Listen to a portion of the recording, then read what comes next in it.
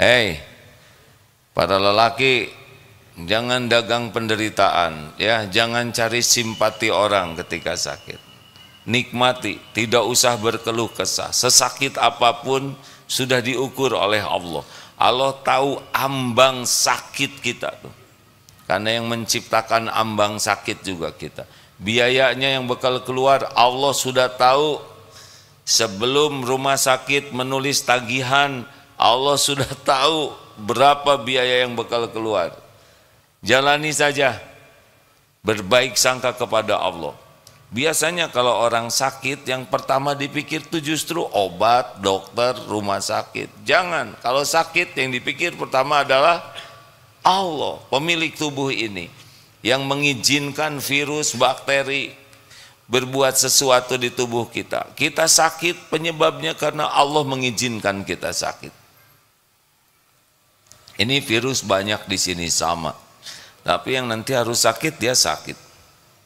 Makanya kalau pertama kali sakit, innalillah wa inna ilaihi rajiun, qaddarullah wa ma syaa fa'al. Baru sesudah itu kita istighfar, minta ampun. Jadi udah dibuat sakit, kemudian kita benar-benar minta ampun, itu mempercepat pertolongan Allah untuk mendatangkan kesembuhan. Kalau kita tidak istighfar, ya seperti kaca kotor, lama-lama bersih, tapi prosesnya beda dengan yang dibersihkan. Makin kuat istighfarnya, makin cepat terhapus dosanya, insya Allah makin cepat disembuhkan. Gimana? Di sini ada nih yang sakit, tidak mau ke rumah sakit karena anaknya juga diopname, takut berat sakitnya dan takut bayarnya mahal. Tapi kalau Allah mau, ada seseorang yang ayo harus masukkan ke rumah sakit. Ke rumah sakit nggak ada biaya untuk ini, ada yang membiayainya. Sekarang sudah sembuh, semuanya diatur Allah. Tidak ada satupun yang keluar dari kekuasaan Allah. Yang ketiga apa? Hammin, cemas. Kita pasti memikirkan yang akan datang. Ada yang stres sekali mikir yang akan datang. Padahal apa?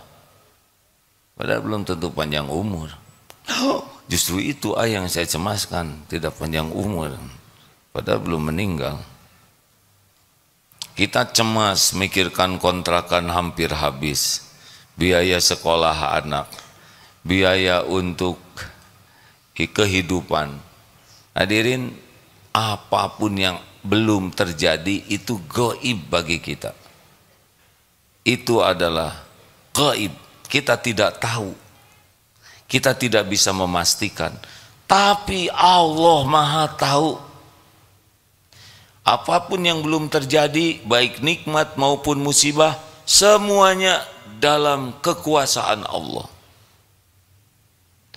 Jadi kalau kita sedang cemas, stres mikirkan yang akan datang, lebih baik doa, karena doa bisa menjadi jalan berubahnya takdir.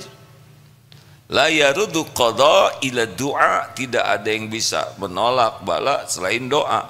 Antara bala dengan doa itu bertanding kuat-kuat yang mana.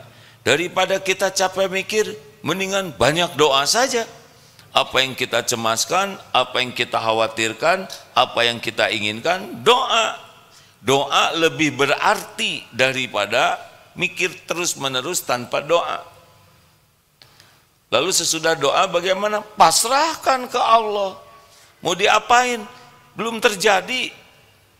Berapa banyak kita menderita terhadap sesuatu yang belum terjadi, dan ketika dilewati ternyata tidak cocok dengan karangan kita.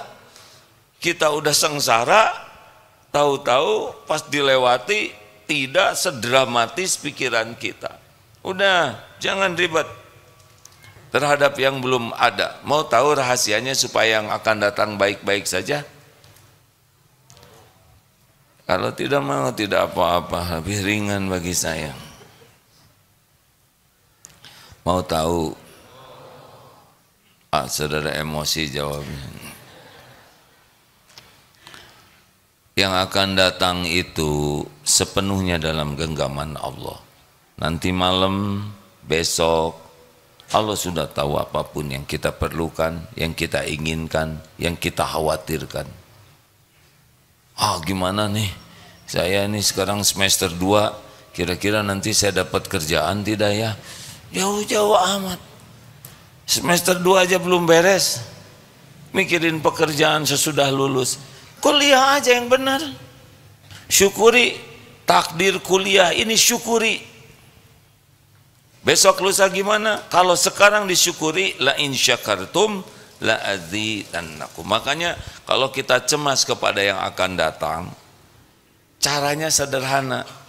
Caranya adalah saat ini, di kesempatan ini, penuhi dengan amal yang disukai Allah. Udah gitu aja.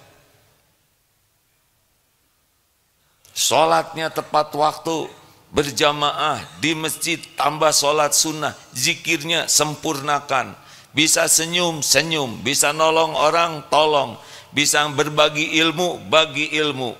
Bisa membahagiakan orang, bahagiakan. Bisa ngerapi pokoknya tiap detik ketika Allah membuka ladang amal, lakukan, lakukan, lakukan. Ada yang minta tolong dong pijet kaki saya ini agak sakit, pijet kalau bisa, tapi jangan sampai mijet lalu dia nggak bisa jalan.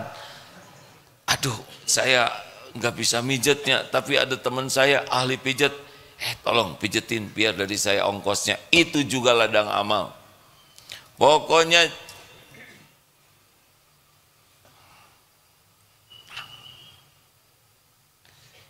jangan sia-sia nyeklek pulpen, ya. Kasihan pulpen nanti. Kalau kita takdirnya jadi pulpen pasti dendam, ya. Setiap gerakan pasti diperhitungkan, ada hisabnya di akhirat. Tidak boleh kita melakukan kesia-siaan, apalagi kemaksiatan. Karena kalau kita mengisi dengan dosa, itu besok balik ke kita itu dosa. Sekarang kita nyakiti orang, tunggu besok lusa. Sekarang kita ngebully orang, tunggu. Demi Allah tidak akan lepas. Setiap kali kita menghina, bakal balik ke kita. Setiap kali kita memfitnah, balik ke kita. Setiap kali kita ngambil hak orang, balik. Jadi kita tuh nabung keburukan tuh, lihat besok lusa tuh sudah teruntai bala bencana kalau tidak segera tobat. Kalau kita mengisi waktu kita dengan maksiat, kita buka HP, kita lihat tontonan tayangan maksiat, orang yang terbuka auratnya, dilihat, demi Allah tayangan itu akan mengundang masalah. Karena itu maksiat. Kita gunakan waktu untuk maksiat, nafsu suka melihatnya. Tapi ketika Allahu la ilaha illa huwal hayyul qayyum, langsung di skip. Dilihat itu oleh Allah. Tidak ada satupun yang kita lakukan yang tidak disaksikan Allah. Innallaha la yakhfa alaihi syai'un fil ardi wala fis sama'. Tidak, sesungguhnya tidak ada yang tersembunyi bagi Allah, baik di langit maupun di bumi maupun di langit.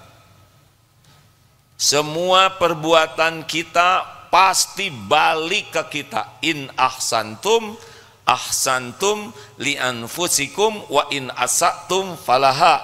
Jangan risau dengan apapun yang Allah tetapkan besok lusa. Risaulah saat ini kita tidak mengisinya dengan kebaikan-kebaikan. Tenang, adik-adik tenang. Jangan risau tentang rezeki, jangan risau tentang karir, jangan risau tentang keinginan dan yang membahayakan. Risaulah saat ini. Makanya kalau kita cemas dengan yang akan datang, segera padatkan waktu kita untuk berbuat kebaikan-kebaikan. Dan itu enak. Jadi kita pelit sekali, pelit waktu kita digunakan untuk yang tidak bernilai. Kalau mau bicara, bicara yang baik. Kalau ketemu orang, hormati. Lihat orang susah, bahagiakan. Pokoknya produktif saja. Dan kita lakukan dengan niat mensyukuri nikmat waktu yang Allah berikan. Nah itu kuncinya. Jadi tidak usah galau. Boleh kita berpikir yang akan datang harus. Boleh kita persiapkan untuk yang akan datang silakan. Tapi kuncinya adalah tetap diisi tidak hari ini dengan kebaikan.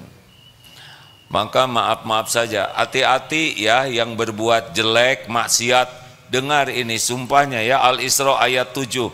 Demi Allah tidak ada satupun kemaksiatan, kezoliman, perbuatan buruk kecuali pasti balik ke kita. Pasti itu tidak akan tertukar kecuali segera tobat. Makanya tidak ada yang mengancam hidup kita, mengancam kebahagiaan kita selain zolamtu nafsi. Kita dizolimin orang gak bahaya, tapi kita zolim ke orang pasti bahaya.